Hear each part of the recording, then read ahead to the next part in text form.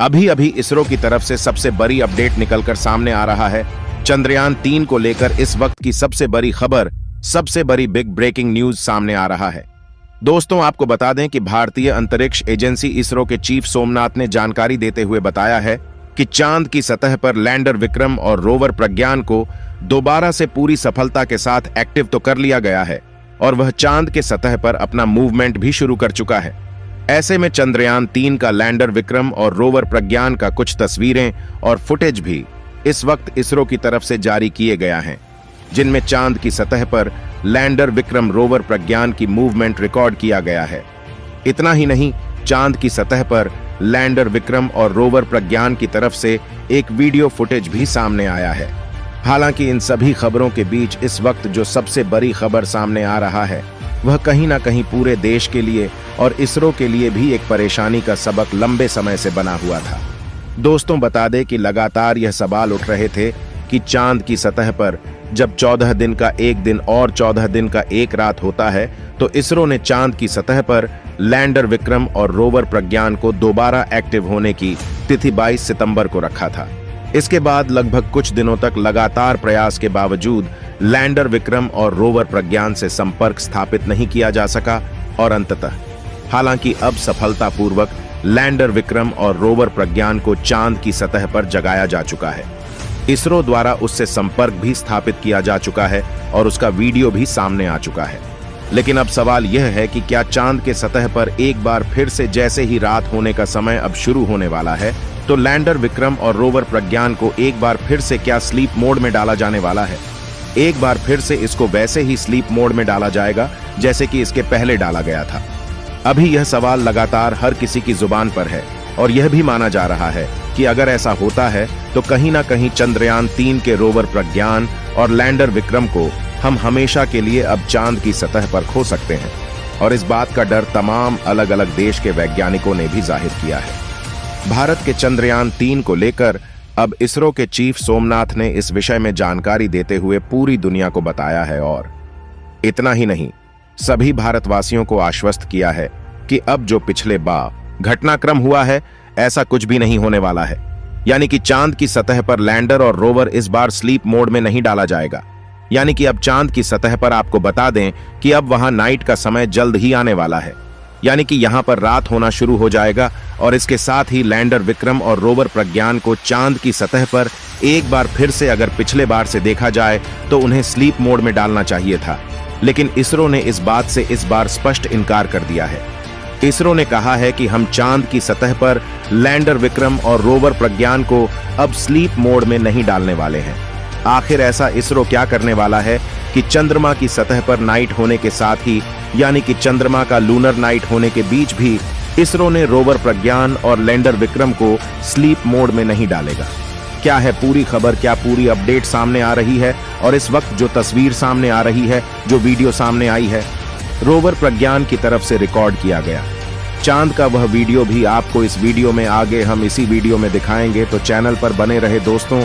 अगर वीडियो को लाइक नहीं किए हैं तो कर दे और अगर अभी तक आपने हमारे YouTube चैनल को सब्सक्राइब नहीं किया है तो इसे सब्सक्राइब जरूर कर ले और इसरो के इस कामयाबी के लिए कमेंट बॉक्स में जय हिंद जय इसरो जरूर लिखें। दोस्तों, इसरो द्वारा चंद्रयान 3 का भेजा गया यह मिशन एक के बाद एक सफलता के कीर्तिमान स्थापित कर रहा है। कहीं ना कहीं यह उपलब्धि पूरे देश की उपलब्धि है।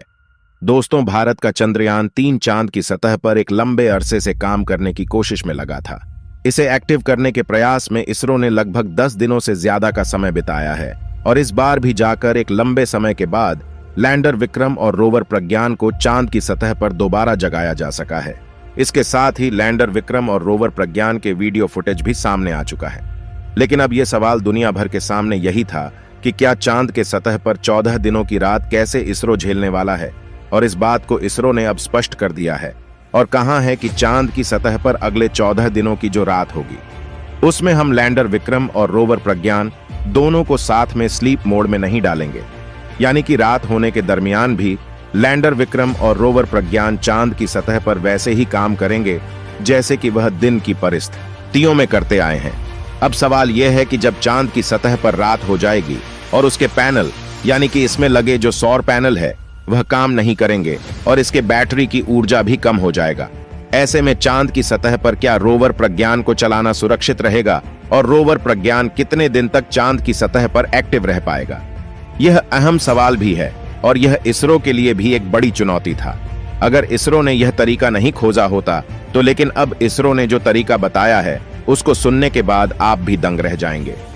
दोस्तों, चांद के सतह पर इसरो ने कहा है कि हम लैंडर विक्रम और रोवर प्रज्ञान को दोनों तरफ से एक्टिव रखने वाले हैं और इसके लिए हमने पूरी प्लानिंग भी तैयार कर लिया है। इसरो ने कहा है कि चांद की सतह पर अभी दिन की परिस्थितियां हैं और अभी कुछ दिनों तक यहां दिन रहने वाला है और उसके बाद यहां पर जैसे ही रात की परिस्थितियां बनेगी तो इसके साथ ही हम रोवर और लैंडर को स्लीप मोड में ना डालकर उसकी जो बैटरी फुल चार्ज हो चुकी होगी उसका प्रयोग करेंगे और यह बैटरी लगभग 8 दिनों तक चांद की सतह पर लैंडर विक्रम और रोवर प्रज्ञान को चलाने के लिए कामयाब हिस्सा है। और इसके साथ ही इसरो ने कहा है कि हमें अगली कामयाबी और बाकी के 2 दिन होंगे, वह हम चांद के समय पर लैंडर विक्रम और रोवर प्रज्ञान को चलाएंगे इसमें मौजूद फ्यूल के माध्यम से। तो दोस्तों, अगर आपको याद हो तो हम आपको बता दें कि इसरो ने चांद की सतह पर लैंडर विक्रम और रोवर प्रज्ञान को सफलतापूर्वक उतारा था, यानी कि जिस दिन सिर्फ लैंडिंग हुई थी उस दिन की बात अगर याद करें तो इसरो ने कहा था कि हमारा जितना निर्धारित फ्यूल था हम उससे कम फ्यूल में चांद के सतह पर उतरने में कामयाब हो गए हैं और वही फ्यूल इसरो इस्तेमाल करने वाला है। इसरो ने कहा है कि अगले 14 दिनों तक वैसे भी परिस्थितियां अनुकूल नहीं है, क्योंकि पिछली बार हमने देख लिया है चांद की सतह पर एक लंबा समय लगा हमें लैंडर और रोवर को दोबारा एक्टिव करने में, और अगर हम इसे एक बार फिर से स्लीप मोड में डालते हैं तो हो सकता है अगली बार यह भी हो कि हम चांद के सतह पर लैंडर विक्रम और रोवर प्रज्ञान को एक्टिव भी ना कर सके। और इसलिए इसरो ने कहा है कि हम इस फ्यूल का उपयोग करके लगभग 20 दिनों तक चांद के सतह पर लैंडर और रोवर को एक्टिव रख सकते हैं। हालांकि इन्हें एक्टिव बहुत ज्यादा नहीं रखा जाएगा, इनसे मूवमेंट बहुत ज्यादा नहीं करवाया जाएगा, लेकिन इसके बावजूद ये सभी पुर्जे काम करेंगे। उनके सभी पुर्जों को एक्टिव रखा जाएगा। इससे मिलने वाले रेडियो सिग्नल भी इसरो को मिलते रहेंगे। यह चांद के सतह पर मूवमेंट भी करता रहेगा और यहाँ पर मौजूद ठंड को भी बर्दाश्त कर सकेगा, क्योंकि उसमें लगा मोनू इंजन एक्टिव होगा जो कि फ्यूल की बर्निंग का रीजन बनेगा। और यह बर्निंग ही चांद की सतह पर भयंकर -200 डिग्री सेल्सियस के टेम्परेचर होने के बाद भी रोवर और लैंडर के पुर्जों को गर्म रखने के लिए हम जिम्मेदार होगा। और यह चांद के सतह से लगातार इसरो को सिग्नल भी भेजता रहेगा, यानी कि 8 दिन इधर और उसने 20 दिन की क्षमता का जो फ्यूल है वह भी यूज करने पर अगर हम 8 से 4 दिन जाने की 12 और 6 दिन और टोटल मिलाकर के 6 दिन का समय और हमें चांद की सतह पर एक्टिव रखना है। ऐसे में हमारा फ्यूल पूरी तरह से खत्म भी नहीं हो पाएगा और हमारा चंद्रयान चांद की सतह पर पूरी तरह से एक्टिव होकर रह पाएगा। और जैसे ही 14 दिनों का समय बीतता है उसके साथ ही चांद की सतह पर दिन होना शुरू हो जाएगा और इसके बाद चांद के सतह पर एक बार फिर से रोशनी मिलने के साथ इसका पैनल और इसकी जांच हो जाएगी। इसके बाद हम बैटरी की मदद से भी इसे चांद की तरह पर मूवमेंट करवाने वाले हैं। दोस्तों, यह है इसरो का प्लान, इसरो का मोनो इंजन प्लान जो सबसे ज्यादा सक्सेस हुआ है, चाहे इसमें लैंडर की लैंडिंग को लेकर हो या फिर चांद की सतह पर लैंडर की जंपिंग को लेकर। हर बार मोनो इंजन की सहायता ने काफी ज्यादा अहम किरदार निभाया है इसमें, और यह इसरो का सबसे अच्छा और अत्याधुनिक सबसे छोटा और हल्का मोनो इंजन है जो कि इन सब में अहम रोल निभा रहा है। दोस्तों, आप क्या कहना चाहेंगे?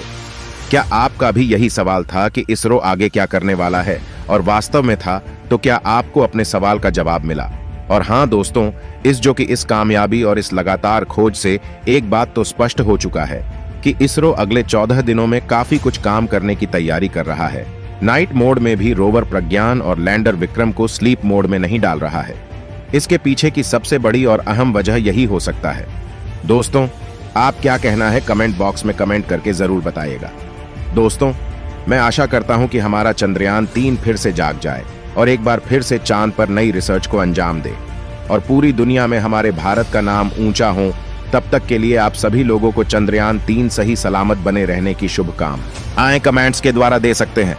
इस वीडियो को एक लाइक जरूर करें और अपने दोस्तों तक इस वीडियो को शेयर करें ताकि उन्हें भी जानकारी मिल सके। और दोस्तों, मेरे वीडियो को देखते हैं लेकिन सब्सक्राइब नहीं करते हैं, प्लीज मेरे चैनल को सब्सक्राइब कर दें और बेल आइकन को ऑल पर सिलेक्ट करना बिल्कुल ना भूलें। मिलते हैं किसी और नॉलेजेबल वीडियो के साथ। वीडियो को अंत तक देखने के लिए बहुत बहुत धन्यवाद आपको।